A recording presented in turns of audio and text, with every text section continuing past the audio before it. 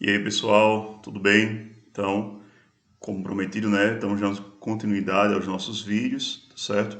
E hoje eu vou estar falando a vocês sobre lei de Ohm, tá bom? Então, essa parte aí da física que é super importante, né?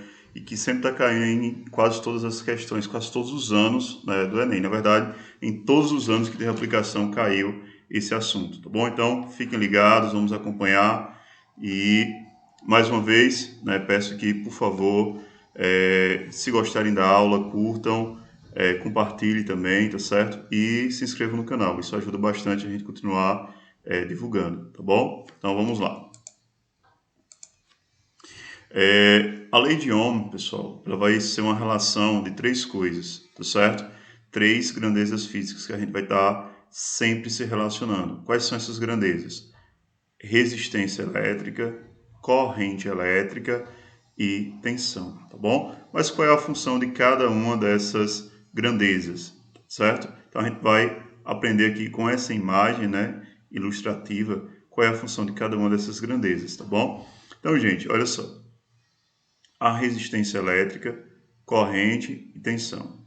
Qual é o objetivo da corrente elétrica? Então a gente já aprendeu, né, na aula sobre corrente elétrica que a corrente elétrica ela é criada a partir de uma diferença de potencial que nós chamamos de tensão, tá certo? Também chamada de DDP, tá bom?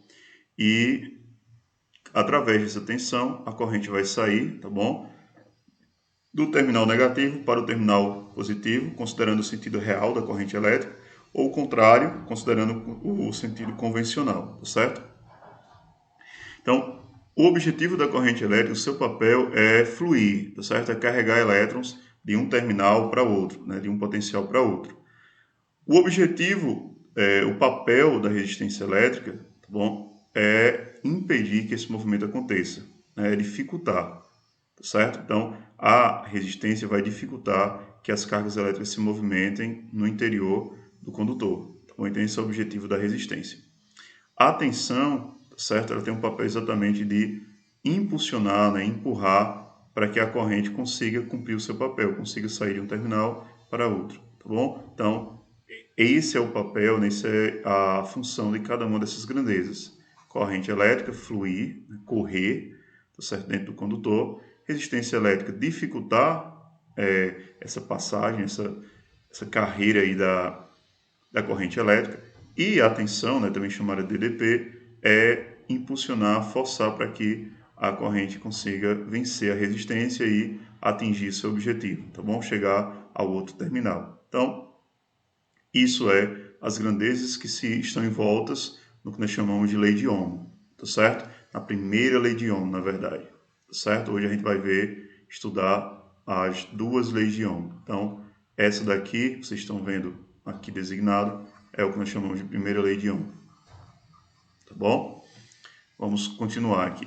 Aí aqui vocês têm também, né, as grandezas no Si, tá bom? Lembre que sempre a gente vai estar se referindo, né, ao SI, Sistema Internacional de Unidades, tá bom? Então, a resistência elétrica é o Ohm, né, a corrente elétrica é o ampere e a tensão, o DDP, é o que nós chamamos de volt, tá bom? É a unidade de tensão no Sistema Internacional de Unidades. Vamos lá. Então, essas leis de Ohm, né, foi fruto do trabalho de um cientista, tá bom? E, na verdade, um físico e matemático alemão, que estudou, gente, fez, né, experiências aí com fios condutores de diferentes espessuras, tá bom? E comprimentos. E aí ele chegou a três postulações, né, três verificações. Uma foi que a resistência elétrica do condutor era proporcional ao seu comprimento, tá bom? Comprimento do fio, inversamente proporcional à área da seção transversal desse fio. Isso daqui vai dar origem ao que nós vamos chamar de segunda lei de Ohm, certo? Segunda lei de Ohm, mas na frente nós vamos ver.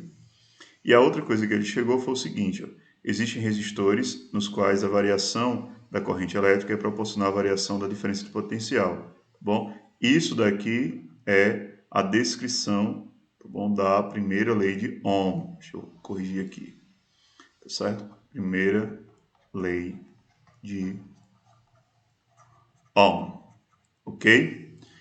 Então vamos lá. A partir dessas observações, ele definiu o conceito de resistência elétrica. Então, foi o homem aí responsável por definir esse conceito, tá bom, de resistência elétrica. E, portanto, a unidade, né, a unidade de corrente elétrica no Si, recebe o seu nome, tá bom, em homenagem a ele. Ele vai publicar em 1827 o seu trabalho, tá bom, que em uma tradução livre fica o circuito galvânico examinado matematicamente, tá bom? Esse era o trabalho do Ohm. Esse trabalho, né, definiu aí a primeira lei de Ohm, que diz o seguinte: a intensidade da corrente elétrica que percorre um condutor é diretamente proporcional à diferença de potencial e inversamente proporcional à resistência elétrica do circuito, tá bom? Então, isso daqui nós chamamos de primeira lei de Ohm, tá bom? Eu brinco sempre com meus alunos dizendo, olha, uma forma de vocês decorarem essa fórmula e não esquecer dela jamais é vocês pensarem o seguinte: digamos, vocês estão na sala de aula, totalmente silencioso, tá bom? Todo mundo quietinho e tal, e de repente chega o professor e bate na porta e faz né? Todo mundo vai ter aquele susto e depois vai rir, né? Então, ri, certo? Então, se liguem aí para não esquecer nunca mais essa forma, tá bom? Olha, pessoal, existe também um macetezinho que a gente utiliza para não esquecer dela e não esquecer as variações dessa forma, tá certo? Que é o seguinte: a gente faz um triângulo, tá bom? Um triângulo equilátero aqui, e a gente coloca aqui, né, no topo da pirâmide desse triângulo, o U, tá certo? E na base, as duas grandezas, o R e o I, tá bom? Essa base a gente corta ao meio, tá bom? Então, se você quer o U, você vai colocar a sua mão representada por esse círculo rosa aqui, tá certo? Fechando o U, aí você vai ter que o U é quem? É o R e o I, tá bom? O R vezes o I, tá certo?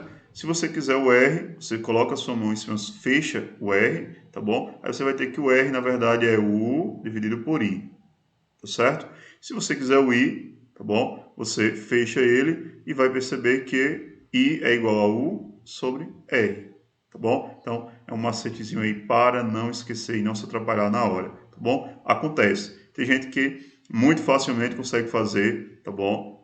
O desenrolar dessa fórmula, pegando U igual a R vezes I, né? E quando você quer R, é simplesmente passar o I que está multiplicando dividindo, tá bom? Se você quiser o I, passa o R que está multiplicando dividindo, tá bom?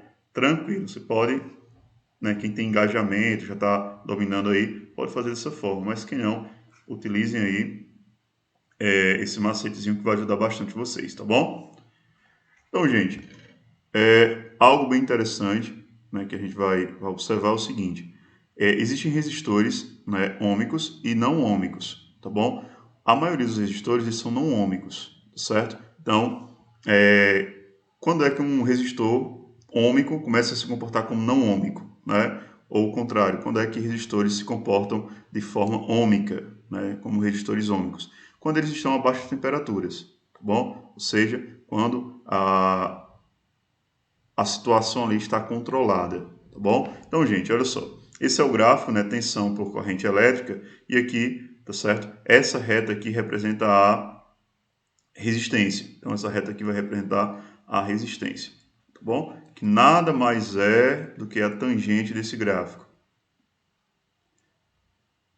E resistência, tá certo? Então, essa resistência, gente, em resistores ômicos, ela representa uma reta, tá bom? Com movimento ascendente, que está crescendo, tá bom? Quando o resistor é não ômico, nós vamos ter um aumento, tá certo, da resistência de forma exponencial, tá bom? Então, nós vamos ter aí uma parábola, tá bom? Como representante desse tipo de gráfico, tá bom? Então, vamos se ligando aí, toda vez que vocês encontrarem gráficos relacionados a resistores ômicos, saibam que é preciso ter uma reta, tá bom? Uma equação do primeiro grau aí. E aí nós chegamos na segunda lei de Ohm, tá certo? O que é a segunda lei de Ohm? Então, a partir de suas experiências com fios condutores de diferentes espessuras e comprimentos, Ohm verificou que a resistência elétrica do condutor era proporcional, tá bom, ao seu comprimento do fio e inversamente proporcional à área da seção transversal, tá bom? Então, qual foram as conclusões do trabalho de Ohm? Ele percebeu que a resistência era proporcional ao comprimento do fio, tá bom? Ao L, certo? E percebeu que essa resistência também era inversamente proporcional à área da seção transversal desse fio, tá bom? Então, gente, o que está acontecendo, né? Então, vocês estão tendo aqui uma proporcionalidade e uma relação de inversamente proporcional. O que estava faltando para se transformar numa igualdade, né? Afinal de contas, para fazer equações, iríamos precisar de uma igualdade, né? Proporção não nos ajudaria tanto. E aí, o homem chegou à seguinte conclusão, que existia uma grandeza que ele chama de resistividade, tá certo? Resistividade, representada aí pela letra grega ρ, resistividade. Tá certo? Essa resistividade depende do material, né, que é feito o resistor, tá bom? Então, com isso, chegamos na fórmula definitiva da segunda lei de Ohm, tá certo? Diz que a resistência é igual a ρ, né, vezes o comprimento do fio dividido pela área da seção transversal, tá bom? Então, vamos ver o que é exatamente essa área da seção transversal, o que é esse comprimento e tal. Então, toda vez que vocês forem lá numa madeireira, né, numa loja que venda fios para eletricidade, material para eletricidade, vocês se depararão com a seguinte situação. Vocês vão ter que dizer qual é a espessura do fio, né? Normalmente fio de 2, né, 4 milímetros, 5 milímetros, 6, certo? 8 milímetros. A espessura, tá bom? É o quão grosso um fio é, certo? Então aqui vocês estão vendo um fio com a área da seção transversal A e aqui esse fio já com uma área dobrada, tá certo? 2A, tá bom? Então, pelas relações de proporção que o homem chegou, quando a área da seção transversal dobra, tá certo? Ela foi multiplicada por 2, tá certo? O que vai acontecer com a resistência? Ela vai ser dividida por 2, tá bom? É isso que significa quando ele diz o seguinte: a resistência é inversamente proporcional à área da seção transversal, certo? Quando a gente multiplica a área por 2, vai dividir a resistência por 2. E o contrário é verdade também, tá bom? Se a gente dividir a área por 2, tá bom? A gente vai multiplicar a resistência por 2, tá certo? E aí, ó, nós temos ainda a questão do comprimento do fio, tá bom? Então aqui vocês estão vendo o comprimento L e aqui o comprimento 2L. Vejam que a área da seção transversal é a mesma, ó, A e A, tá certo? Então, e a resistência, o que aconteceu? A segunda lei de Ohm diz que a resistência é proporcional ao comprimento do fio. Então, nós multiplicamos aqui, ó, o L saiu de 1 para 2, houve uma multiplicação por 2. O que aconteceu com a resistência? A mesma coisa, foi multiplicado por 2, tá bom? São diretamente proporcionais, tá certo? Então, aí, por isso que o Ohm chega nessa conclusão aqui da segunda lei, certo? E aí, gente, isso daqui vai dar origem, tá bom? A questão da resistência, a relação em resistência e corrente elétrica, vai dar origem a um efeito, certo? Muito comum em todos os equipamentos elétricos, chamado efeito Joule, tá certo? O que é o efeito Joule? É quando nós vamos ter eletricidade, tá bom? Ou energia elétrica,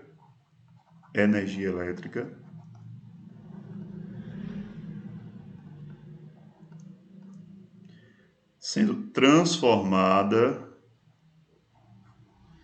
em calor, certo? É quando o sistema começa a aquecer, tá bom? Isso daqui nos proporciona alguns aparelhos muito importantes para o nosso dia a dia.